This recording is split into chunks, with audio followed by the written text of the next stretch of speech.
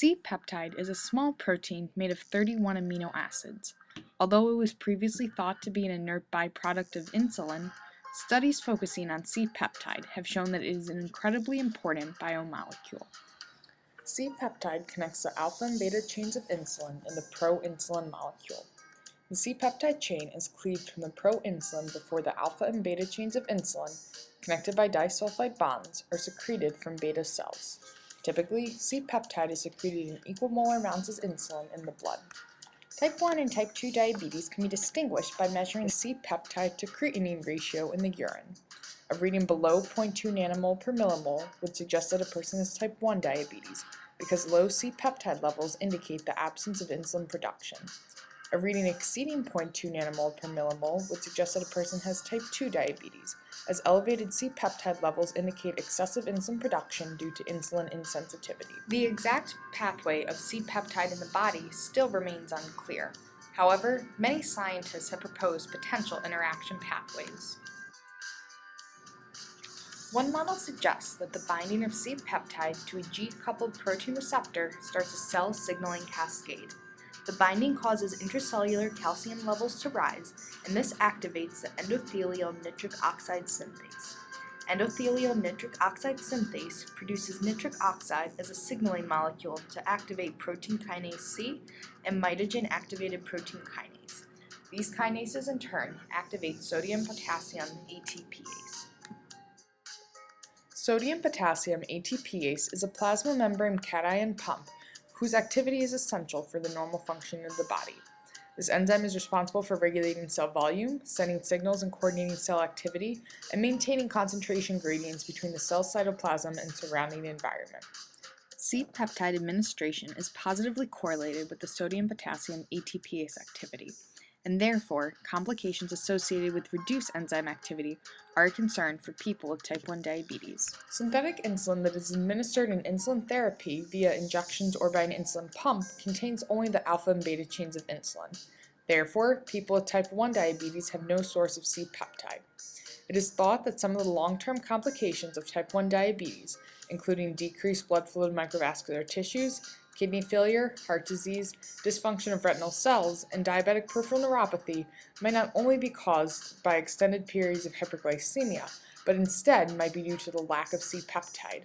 Therefore, C-peptide administration and therapies are being extensively studied in order to see if C-peptide could be used as a treatment to reduce long-term complications. One group was interested in how C-peptide influenced sodium-potassium ATPase in kidneys, and found that C-peptide prevented the decrease of sodium-potassium ATPase alpha-1 subunit in rats.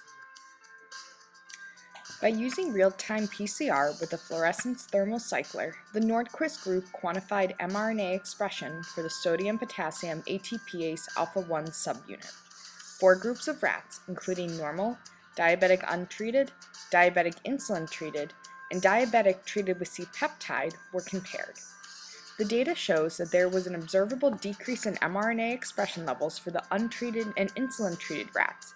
However, there was no observable decrease in expression in the rats treated with C-peptide. Studies in humans have shown that C-peptide activates a mitogen-activated protein kinase to increase enzyme expression and transcription. Therefore, it is possible that in this model, the C-peptide also increases the mRNA expression of the catalytic subunit. Additionally, immunohistochemistry was performed to observe the localization of the sodium-potassium ATPase alpha-1 in rat kidneys. There were localization signals observed in both the cortical distal tubules and medullary collecting ducts of the control animals and the diabetic rats treated with C-peptide.